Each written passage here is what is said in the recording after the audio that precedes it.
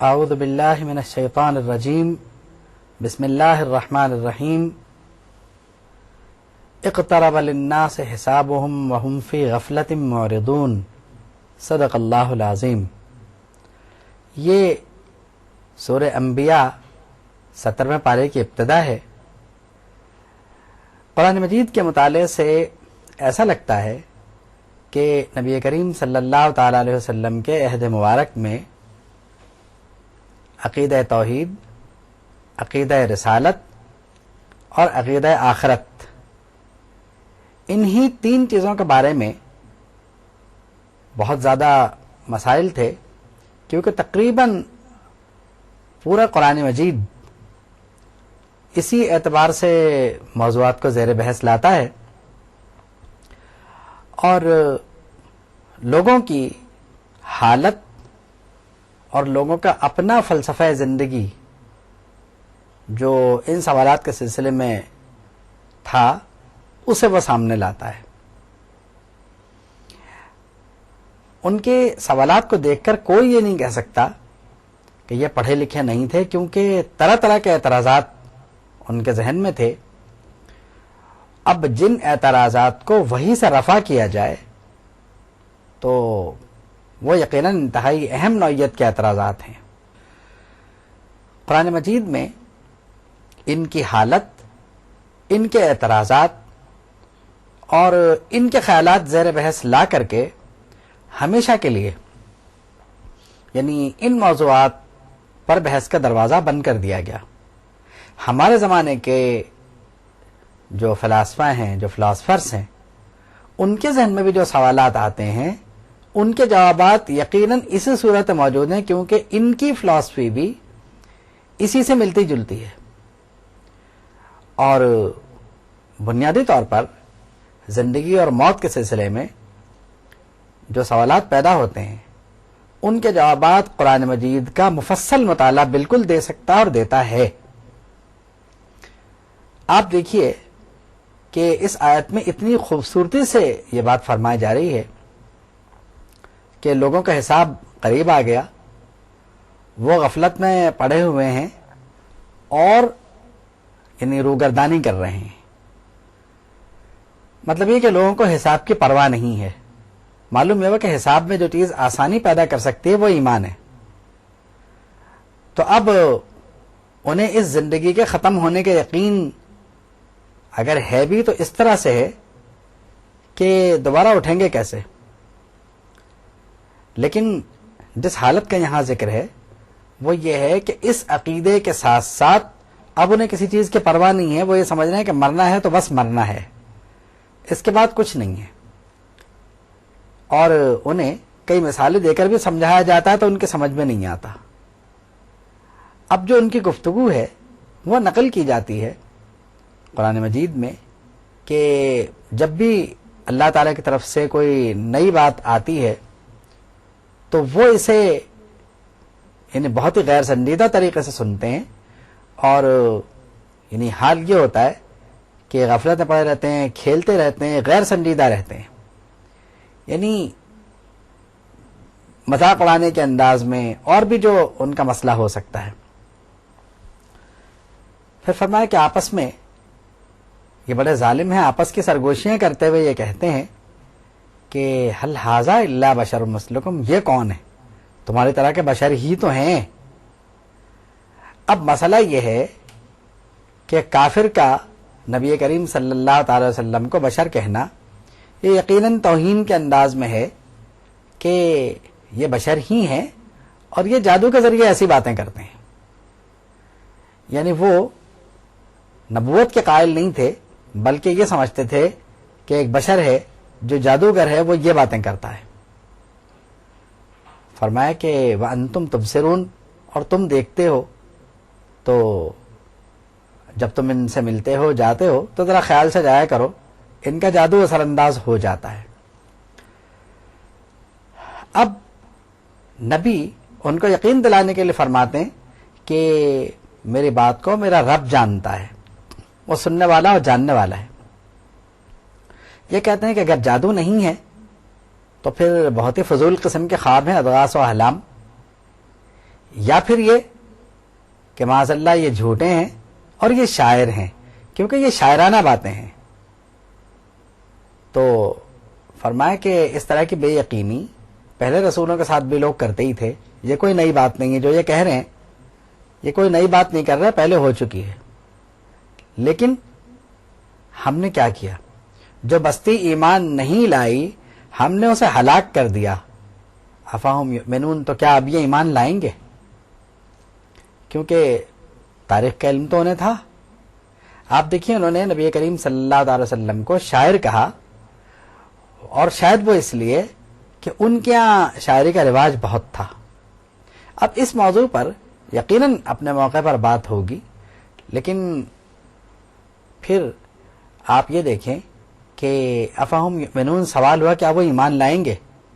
پھر فرمایا کہ اگر انہیں کوئی بات نہیں معلوم تو اپنے علماء سے پوچھ لیں، اپنے دور کے لوگوں سے پوچھ لیں. انبیاء کرام کو ہم نے جب مبعوث کیا تو اس طرح نہیں کیا کہ خالی جسم بنا دیا ہو اور وہ کھائیں پیئیں بھی نہیں، کچھ نہ ہو. نہیں، ایسا نہیں ہے. اور پھر دوسری بات یہ ہے کہ یہ بھی نہیں کہ وہ ہمیشہ رہے ہوں.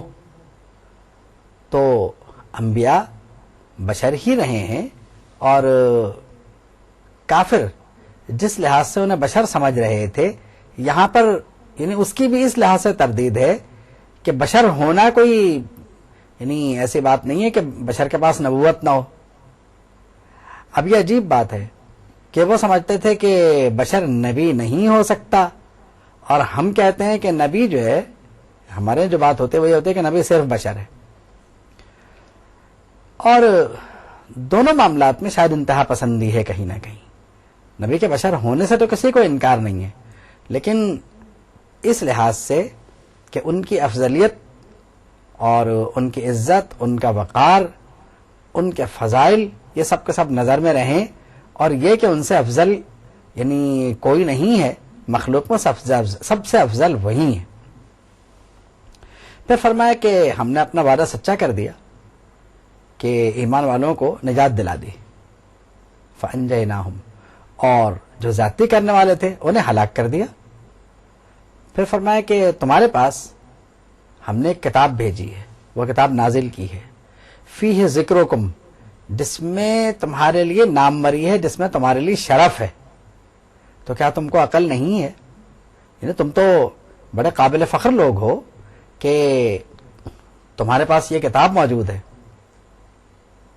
تو اس کے بعد فرمایا کہ کتنی بستیاں ایسی ہیں جن کو ہم نے ہلاک کیا اور ان کے بدلے ان کے جانشین لے آئے. یعنی وہ لوگ جو ان کا متبادل ہو سکتے تھے وہ لے آئے ہم. مطلب یہ تھا کہ ایسا نہ ہو کہ تمہارا بھی متبادل آ جائے. اس کے بعد فرمایا کہ یہ جو زمین و آسمان ہے یہ یوں ہی کھیلنے کے لیے پیدا نہیں ہوا، اس کی حقیقت ہے، اور جو کچھ اس کے درمیان ہے وہ لائبین یعنی کھیلنے والوں کے لیے نہیں ہے، یہ غور کرنے والوں کے لیے ہے. اگر یعنی لہو لاتخذناہ من لدنا، اگر یہ ہماری طرف سے صرف کھیلنے کے لیے ہوتا، مذاق ہوتا، تو پھر تو کیا بات تھی. مگر ایسا نہیں ہے، یہ غور کرنے کا معاملہ ہے. تم صرف ابھی موت و حیات کے معاملے میں پھنسے ہوئے ہو، یہاں تم پوری کی پوری مخلوق دیکھو. پھر فرمایا کہ باطل جو ہے یہ مٹنے کے لیے ہے اور حق غلبے کے لیے ہے، اسے غلبہ ہوگا. پھر فرمایا کہ زمین و آسمان میں اگر یعنی کوئی اور بھی خدا ہوتا تو یقینی طور پر کائنات میں فساد برپا ہو جاتا. تو اللہ پاک ہے، اور رب العرش وہ یعنی عرش کا رب ہے، عرش والا ہے، اور اس سے بری ہے جو یہ کہتے ہیں، یعنی وہ نہیں ہے. یہ اس کے لیے اولاد ثابت کرتے ہیں، یہ بھی غلط بات ہے. دوسری بات یہ ہے کہ پھر فرمایا کہ اگر میرے علاوہ کوئی اور یہ دعویٰ کرے کہ وہ خدا ہے تو میں اسے جہنم میں ڈال دوں گا. اور یہی جزا ہوتی ہے ظالموں کی. اور یعنی وہ جو ہے یعنی بتایا گیا کہ وہ کتنا بے اختیار ہے کہ اگر وہ جہنم میں پڑ جائے تو بچ نہیں سکتا. پھر فرمایا کہ تیسرے رکوع میں فرمایا کہ وہی ہے جس نے رات و دن کو پیدا فرمایا اور یعنی والشمس والقمر یعنی سورج چاند کو نہ صرف پیدا فرمایا بلکہ یہ اپنے مدار میں چکر لگاتے ہیں. پھر فرمایا کہ کوئی بشر ایسا نہیں ہے جو ہمیشہ رہا ہو. تو اگر آپ کو وفات ہونی ہے تو یہ کون سے ہمیشہ زندہ رہیں گے؟ موت کا ذائقہ سب کو چکھنا ہے. اب موت و حیات جو ہے اس کا فلسفہ یہ ارشاد فرمایا کہ یہ آزمائش ہے اور یہ خیر و شر کی آزمائش ہے. آنا تو ہماری طرف ہی ہے، یا خیر کر کے آؤ گے یا شر کر کے آؤ گے. پھر فرمایا کہ انسان بڑا جلد باز ہے اور ہم اسے عنقریب اپنے نشانے دکھائیں گے. اس کو چاہیے عذاب کے لیے جلدی نہ کرے، کیونکہ یہ اکثر یہ پوچھتا ہے کہ آپ نے جو وعدہ کیا تھا وہ عذاب کہاں ہے. تو یہ بات تو یہ مذاق میں پوچھتا ہے نا، تو یہ مذاق کوئی نئی بات نہیں ہے، ایسے مذاق ہوتے رہتے ہیں اور اس سے پہلے بھی ہوتے رہے ہیں. پھر فرمایا کہ کیا ان کے پاس کوئی ایسا خدا ہے جو ہم سے ہی نہ بچا لے؟ ایسا کیسے ہو سکتا ہے؟ وہ تو اپنی مدد نہیں کر سکتے، اپنے ساتھ کوئی معاملہ ہو جائے تو اسے وہ ٹھیک نہیں کر سکتے، ان کا کیا کریں گے وہ؟ فرمایا کہ ان لوگوں کو اور ان کے باپ داداؤں کو ہم نے دنیا میں رہائش کا اور فائدے اٹھانے کے موقع دیے اور یہاں تک کہ لمبی زندگی ہو گئی،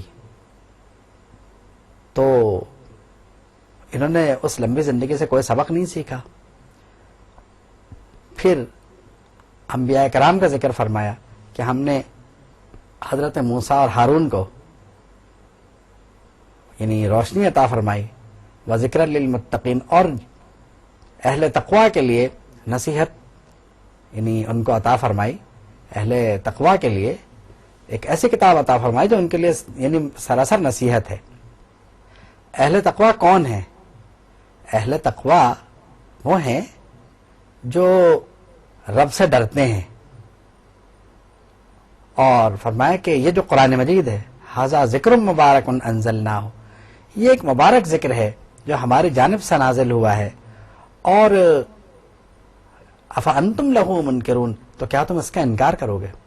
پھر اگلے رکوع میں حضرت ابراہیم علیہ السلام کا ذکر فرمایا کہ ہم نے حضرت ابراہیم کو ہدایت عطا فرمائی تھی. اور پھر ان کا وہ واقعہ بیان فرمایا کہ جس میں وہ اپنی قوم کو للکارتے ہیں. فرمایا قال لقد کنتم انتم وآباؤکم، تم اور تمہارے باپ دادا اس سے پہلے گمراہی میں تھے. تو پھر فرمایا کہ وہ جو واقعہ ہوا کہ حضرت ابراہیم نے تمام بتوں کو توڑ دیا اور یہ لوگ جو ہیں یہ کسی تہوار کے موقع پر کہیں اور گئے ہوئے تھے، تو جب انہوں نے سارے بتوں کو توڑ دیا تو یہ آئے اور انہوں نے کہا کہ یہ جو بت ہیں یہ تم نے توڑے. آپ نے فرمایا کہ الزامی جواب کے طور پہ آپ نے فرمایا قال بل فعلہ کبیرہم ھذا، یہ جو ان میں کا بڑا بت ہے اس سے پوچھو اگر یہ بول سکے. ان لوگوں نے کہا کہ یہ کیسی بات ہے، یہ کیسے بولے گا؟ تو فرمایا کہ یہی تو میں کہہ رہا ہوں تم سے کہ جو بول نہیں سکتا اسے تم نے خدا بنایا ہوا اپنا. انہیں موقع مل گیا اور یہ شرمسار ہو کے واپس چلے گئے. ان لوگوں نے منصوبہ بندی کی کہ آگ جلاؤ اور ابراہیم کو جلا دو، اس طرح اپنے خداؤں کی مدد کرنا بہت ضروری ہے. پھر آگ جلائی گئی، ان کو ڈالا گیا. رب نے فرمایا کہ اے آگ ابراہیم پر سلامتی ہو جا اور ٹھنڈی ہو جا. تو اس طرح جو مکر کا جال انہوں نے بنا تھا اپنے جال میں وہ خود پھنس گئے، کیونکہ آگ ان کا تو کچھ نہیں کر سکی. پھر فرمایا کہ ہم نے انہیں وَوَهَبْنَا لَهُ اسحاق عطا فرمائے، پھر یعقوب علیہ السلام جیسا پوتا دیا، اور یہ سب کے سب صالحین میں سے تھے. پھر حضرت لوط کے بارے میں فرمایا کہ یہ سب کے سب امام تھے، یہدون بامرنا، یہ لوگوں کو ہمارے حکم کی طرف بلایا کرتے تھے اور ہم نے ان کی طرف اچھے کاموں کی وحی کی تھی، تو لوگوں کو یہ نیکی کی دعوت دیا کرتے تھے، یہ امام تھے سب کے سب۔ پھر فرمایا کہ ہم نے انہیں اپنی رحمت میں داخل فرما لیا، یہ سب کے سب نیکوں میں سے تھے، صالحین میں سے تھے۔ پھر حضرت نوح کا ذکر فرمایا کہ جب انہوں نے یعنی ایک مصیبت سے نجات کی دعا مانگی ہم سے، اور یعنی ہم نے ان کی مدد کی اور ان کو مصیبت سے بچا لیا،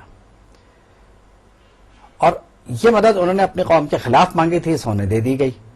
پھر اس کے بعد یعنی حضرت داؤد کا، حضرت سلیمان کا ذکر کیا گیا کہ یہ جو تھے یہ انبیاء کرام حکمراں ہونے کے ساتھ ساتھ یعنی حضرت داؤد کے جو ذرا ہے وہ جنگ کے میدان میں دفاع کے لیے بہت بہترین تھی۔ یعنی اس سے بتایا گیا کہ کسب حلال میں نہ صرف یہ کہ کوئی حرج نہیں ہے بلکہ فوائد بہت ہیں۔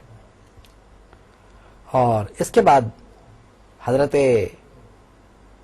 اسماعیل، حضرت ادریس، حضرت ذوالکفل علیہم السلام کا ذکر فرمایا گیا۔ فرمایا سب کے سب صابرین میں سے تھے۔ فرمایا ہم نے انہیں اپنی رحمت میں داخل فرما لیا، یہ صالحین میں سے تھے۔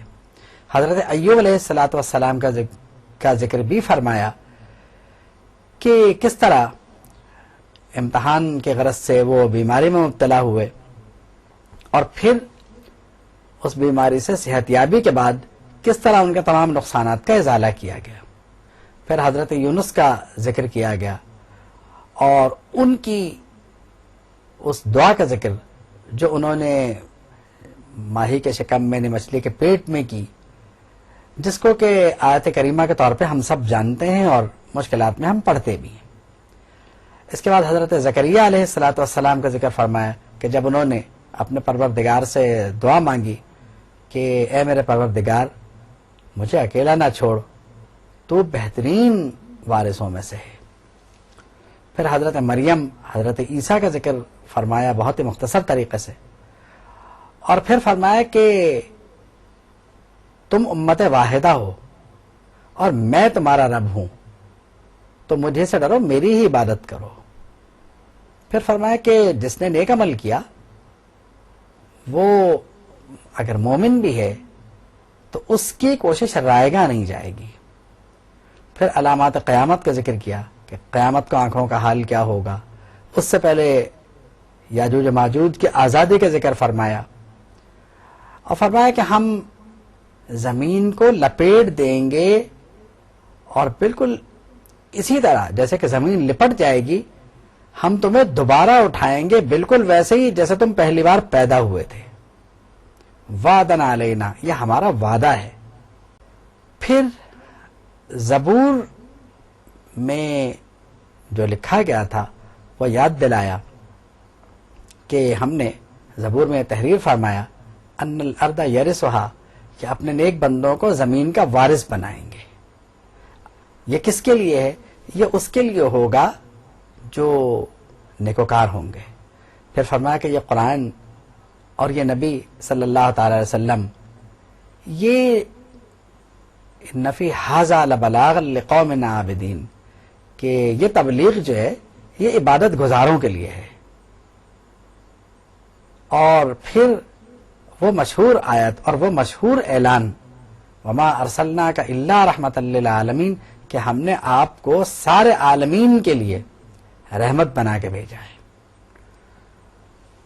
پھر اس کے بعد یہ فرمایا کہ اللہ تعالیٰ یہ جو اختلاف کرتے ہیں اس کے فیصلے فرما دے گا، اور یعنی کہا جاتا ہے کہ ربکم بالحق، نبی کی یہ دعا کہ اے اللہ حق کے ساتھ فیصلہ فرما۔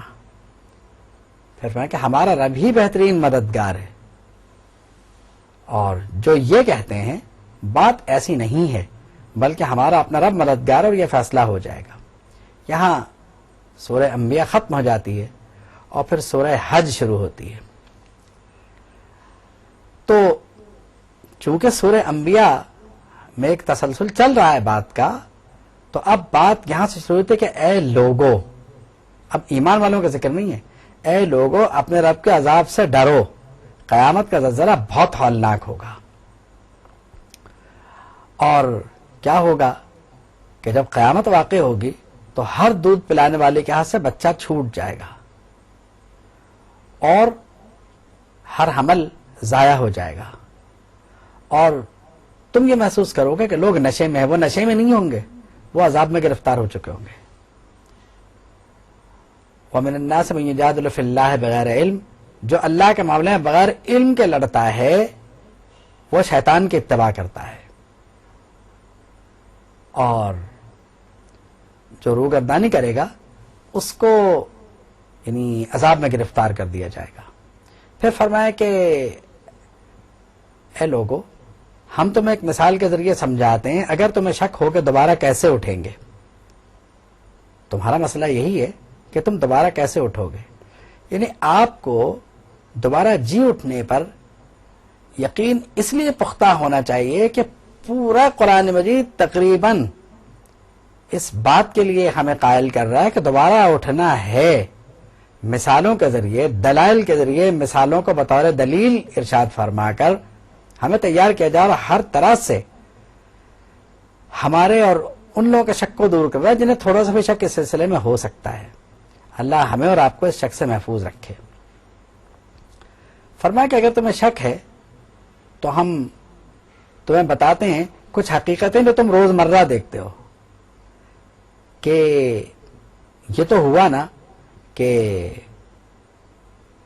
تم روزانہ دیکھتے ہو کہ انسان پیدا ہوتے ہیں. یا ایھا الناس ان کنتم فی ریب من البعث فانا خلقناکم من تراب, تم مٹی سے پیدا ہوئے. اس کے بعد جو بھی مراحل ہوئے, یعنی ایک بچہ شکم مادر تک جتنے مراحل طے کرتا ہے, اس کے بعد جب وہ دنیا میں آتا ہے تو پھر وہ بچے سے لے کے بڑا بھی ہوتا ہے, جوان بھی ہوتا ہے, پھر بوڑھا بھی ہوتا ہے, اور پھر حد یہ ہوتی ہے کہ وہ یعنی بالکل بے ہوشی کے عالم میں زندہ رہتا ہے.